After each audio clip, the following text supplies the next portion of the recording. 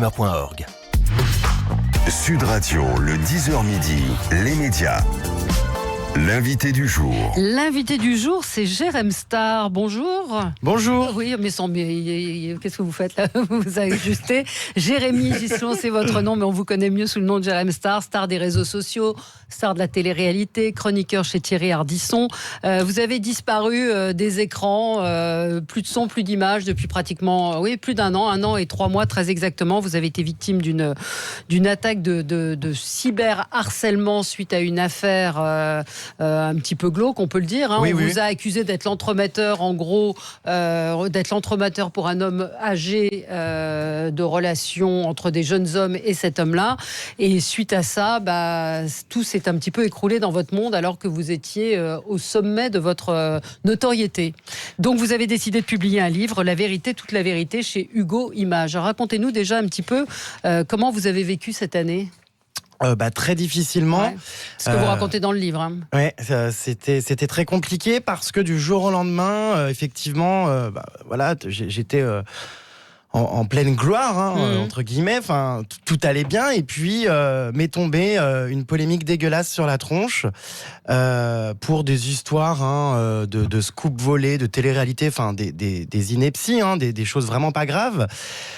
Qui en plus ne dépendait pas de moi, et donc un cyberagresseur effectivement a commencé à balancer une vidéo de moi qui date d'il y a plus de 10 ans, ce qu'on appelle aujourd'hui du revenge porn, quand on balance des vidéos sexuelles comme ça volées sur internet. Vous étiez nu en fait sur cette vidéo.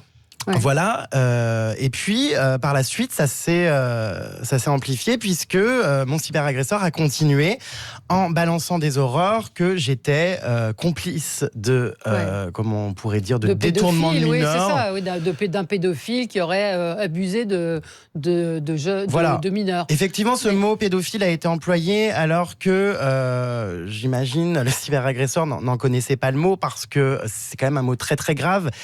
C'est un mot qui a été balancé alors qu'il n'y a jamais rien eu, et surtout par rapport aussi à l'autre personne. Non, surtout c'est un mot qui a été balancé et qui ne me concernait pas, qui a été balancé concernant une personne de mon entourage. Mais avec qui vous étiez presque 24 heures sur 24 quand on voit vos vidéos. Non, avec qui j'étais. Babybel, vous rigoliez quand il contactait des jeunes, vous montriez des photos, vous disiez oh là là, Babybel va encore séduire. Si à un moment, ça veut pas dire que vous êtes responsable. Vous avez été léger à ce moment-là quand même. Alors déjà, je le voyais pas 24 heures sur 24, je le voyais 5-6 fois par an. Effectivement, il m'est arrivé de faire des blagues et de rigoler de certaines choses parce que oui, il a déjà dragouillé des hétéros de manière assez lourde de 20 ans devant moi, effectivement, et je m'en amusais dans des vidéos. En revanche, il n'y a jamais eu de pédophilie, il n'y a jamais eu de viol. C'est parti un petit peu dans du tout et n'importe quoi, comme à l'image finalement de ce à quoi on assiste aujourd'hui, c'est-à-dire balance n'importe quoi sur n'importe qui de connu. Et cette affaire, du coup, qui est partie de Twitter et qui m'a été collée sur le dos, a porté mon nom parce que c'était beaucoup plus facile pour les médias et la presse d'utiliser mon nom. Vous étiez la cible de ce cyberharceleur. Son objectif, c'était quoi ? Oui, c'est ça. C'était de devenir connu ? Évidemment, mais il y a plusieurs cyberagresseurs, mais leur objectif était effectivement de m'imiter, de m'égaler. Il y a eu une mauvaise interprétation de mon message, c'était extrêmement trash. Ce sont ni plus ni moins que des gens effectivement qui étaient avides de notoriété, qui ont voulu se faire remarquer en balançant n'importe quoi et ensuite en s'excusant. On va parler justement. Oui, c'est ça. Il y a eu des plaintes qui ont été retirées. Alors il y a toujours des enquêtes qui sont en cours, mais les plaintes ont été retirées, en tout cas vous concernant. Oui, alors me concernant, il n'y a eu qu'une seule plainte d'un jeune homme que je n'ai jamais vu de ma vie, qui m'avait accusé dans cette plainte de complicité de viol, donc chose absolument ignoble quand j'ai découvert ça dans les médias. Il a ensuite retiré sa plainte en avouant que c'était un paparazzi qui lui avait demandé de faire ça et qui avait vendu cette plainte à un magazine en fait pour me nuire. Il a reconnu ensuite ne jamais m'avoir vu, et de toute façon dans mon passeport à ce moment-là il y avait des tampons comme quoi j'étais en voyage. Bien entendu les médias n'en ont jamais parlé de ce passeport. Donc c'est pour ça que vous publiez ce livre. On va y revenir dans un instant. Jérém Star est avec nous sur Sud Radio. On est ensemble jusqu'à midi. À tout de suite. Notre marchand de journaux. Sud Radio, 10h midi, Valérie Expert. De retour avec vous sur Sud Radio avec Jérém Starr, la vérité, toute la vérité qui paraît chez Hugo Images. Donc dans ce livre, vous racontez toute l'affaire qui vous a valu donc d'être renvoyé de chez Thierry Ardisson. Enfin, il a décidé de ne plus de vous faire participer à son émission. C8 a décidé. C'est pas. Thierry s'est battu. Vous allez y retourner ou pas ? J'ai enregistré l'émission hier. Voilà, pour parler de mon livre. Thierry, encore une fois, m'a apporté son soutien et s'est battu jusqu'au bout avec moi. Celle de samedi ? De dimanche. Ce qui passe dimanche. Elle passera dimanche. Et puis effectivement, c'est C8 et les annonceurs pour des enjeux économiques. Hein, vous savez, en télé, la présomption d'innocence et l'aspect humain, ça n'existe pas. M'a écarté de l'antenne et a eu peur au moment effectivement de cette polémique, alors qu'il n'y avait absolument rien. Et vous le comprenez pas qui vous a écarté à l'époque ? Si j'étais C8 et qu'effectivement j'avais des enjeux économiques, peut-être que oui, je me serais posé la question, mais vous savez, je me mets à ma place et je sais que je suis innocent. Je n'ai jamais été convoqué par la justice. La présomption d'innocence, peu importe en fait l'endroit, doit être respectée. Ça n'a pas été le cas. On m'a jeté comme une merde en télé. Et le plus grave, c'est que en fait, le fait d'être renvoyé de C8 aux yeux du public me condamnait. Oui, c'était. Et oui. Est-ce qu'il y a une plainte contre vous aujourd'hui ? Alors, il y a eu, comme je vous le disais, une plainte pour complicité de viol qui a été retirée puisque le jeune homme a affirmé qu'il avait menti à la demande d'un paparazzi et qu'il ne m'avait jamais rencontré. Aujourd'hui, il affirme avoir retiré cette plainte. Moi, je ne suis poursuivi par personne. Pour l'instant, je n'ai jamais été reçu par la justice. Si on compare votre cas au cas, par exemple, des ministres en exercice, quand il y a une plainte, un dépôt de plainte, il se retire du gouvernement par précaution. Donc, c'est un peu la jurisprudence qu'a appliqué C8, alors vous l'acceptez pour les ministres, mais pas pour vous. Je sais pas trop, je suis pas trop calé niveau ministre. En tout cas, enfin, il y a eu deux discours. C'est ça aussi qui était un petit peu difficile chez C8. Il y a eu ce discours où la chaîne ne voulait pas et où Thierry se battait. Et un coup, on me disait en fait que je revenais. C'est aussi le comportement de C8 qui un coup me programmait à l'émission pour venir reprendre la parole, pour finalement m'interdire, pour finalement me dire reviens pas. Et en fait, j'ai été de la chair à buzz pendant des semaines. Qu'est-ce qui s'est passé pendant cette année pour vous ? Alors, juste une question. Est-ce que Hanouna, qui a déclaré qu'en fait c'est vous qui aviez refusé une offre des C8 d'aller dans l'émission de Valérie Benaïm, c'est vrai ou c'est pas vrai ? Alors effectivement, j'ai appris par voie de presse que j'étais convié dans l'émission de Valérie Benaïm, mais aucune demande ne m'a été faite de manière officielle. Et effectivement, à ce moment-là, je sortais d'une période très compliquée. J'attendais de retrouver Ardisson. Aujourd'hui, c'est ma priorité, c'est Ardisson. Donc j'ai décliné l'offre, mais je n'ai jamais dit... Vous avez bien fait une offre à ce moment-là ? Non, Cyril Hanouna, ce qui est très différent de C8, puisque comme je l'explique dans mon livre, C8 m'a clairement dit Cyril Hanouna s'engage sur des choses sur lesquelles il n'a aucune prise. C'est ce que m'a dit C8 dans le bureau. Donc c'est pas parce qu'il annonce dans un média que on me propose cette émission, enfin lui, que C8 en fait m'aurait autorisé à intégrer cette émission. En tout cas, j'ai refusé, mais contrairement à ce qu'il a dit, je n'ai jamais dit que c'était pas assez bien pour moi ou je ne sais quoi. Non, j'ai juste dit que j'avais d'autres projets. Donc les interprétations après qu'on en fait, c'est toujours pareil, c'est toujours facile de me jeter un pavé comme ça en pleine tête. Enfin voilà. Ouais. Qu'est-ce qui s'est passé pendant cette année, parce que vous aviez un grand nombre de followers, des fans, des Jérém Starlet, puis un business. Je les ai toujours et vous savez. Vous avez fait quoi pendant cette année ? L'amour. Alors, justement, je me suis beaucoup mis en retrait parce que je me suis dit qu'il fallait que je réserve la primeur de mes déclarations à la justice et non pas aux réseaux sociaux et aux médias. Du coup, je me suis mis en retrait. J'ai travaillé sur ce livre, avec ma directrice de la communication qui a suivi toute cette affaire, qui m'a énormément soutenu. Et j'ai préparé petit à petit mon retour. J'ai réfléchi à ce dont j'avais envie et ce dont je n'avais plus envie. J'ai entrepris un véritable virage. Dites-nous, c'est quoi le virage et de quoi vous avez envie et plus envie ? J'ai entrepris un virage en arrêtant catégoriquement de traiter de télé-réalité, en arrêtant de donner la parole à des gens qui se clashent, en arrêtant de traiter d'infos putassières et de balancer des articles, en arrêtant finalement de participer à ce système. Oui, ce qui a fait votre succès. Et ce qui a fait aussi ma descente. Oui. Puisque j'ai reçu... C'est ce que nous dit une auditrice en même temps quand on joue dans la provoque, on s'expose à ce genre de choses. Je ne dis pas qu'il mérite ce qui lui arrive, mais à tendre la corde, elle finit par se casser. C'est celui qui choquera le plus de nos jours qui réussit à faire du buzz, quoi. Tout à fait. Donc aujourd'hui, mais c'est quoi ? Vous allez aller sur France Culture, participer à des débats sur Marcel Proust Non, je caricature un peu, mais comment vous allez orienter votre vie ? Alors, c'est étrange cette question, parce qu'à chaque fois, j'ai l'impression que depuis que je suis plus chez Ardisson, que je suis plus en télé, la vie est terminée, je ne fais plus rien. Non, mais je parle plein de trucs. Non, mais je parle par rapport à Snapchat, par rapport à vos... tout ce que vous faisiez. C'était sur Snapchat, Pardon ? Vous n'avez pas perdu beaucoup d'abonnés sur Snapchat? En fait, c'est-à-dire que j'ai plus d'abonnés qu'avant, puisque cette polémique, justement, a déclenché un véritable soutien de la part de ma communauté qui n'y a jamais cru. Et aujourd'hui, avec mon récit, tout le monde est en train de comprendre que c'était du vent.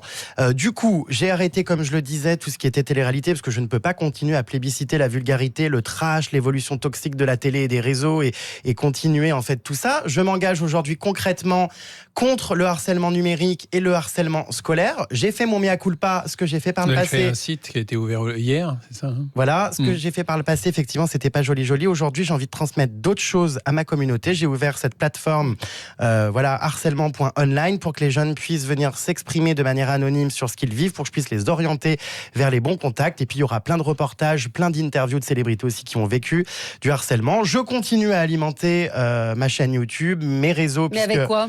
Avec des vidéos. Oui, mais sur quoi? Mais en plein de choses, moi, Oui, sur la matière. Sur plein de choses, des interviews, alors plus de télé-réalité, mais de célébrités, des reportages sur le harcèlement. Je fais également des vidéos humoristiques. J'ai une entreprise de production, donc je crée du contenu, en fait. Et puis voilà, je travaille avec des marques. Plus du contenu trash et plus de la télé-réalité. Exactement. Et donc, votre plateforme sur le harcèlement, quel est son objectif, en fait? Vous doublonnez avec toutes les plateformes officielles de gouvernement. Comment vous voyez votre rôle ?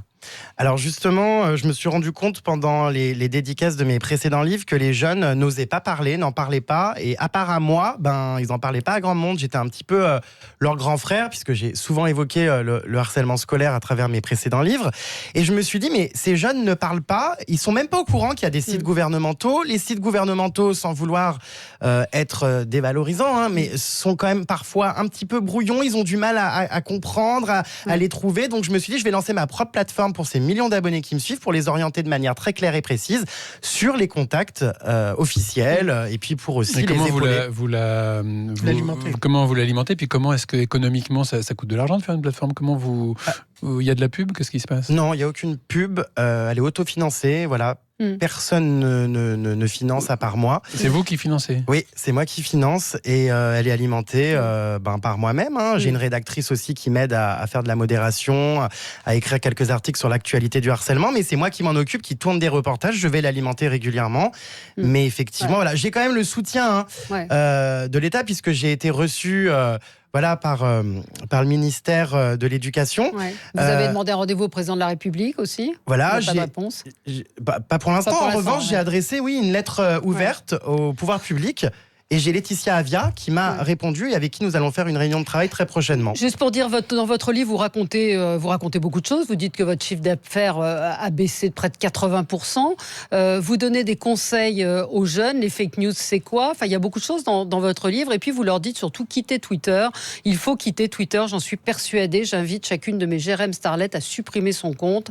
Vous leur dites quand même, avant, postez le hashtag non au harcèlement numérique, je soutiens Jérém Star.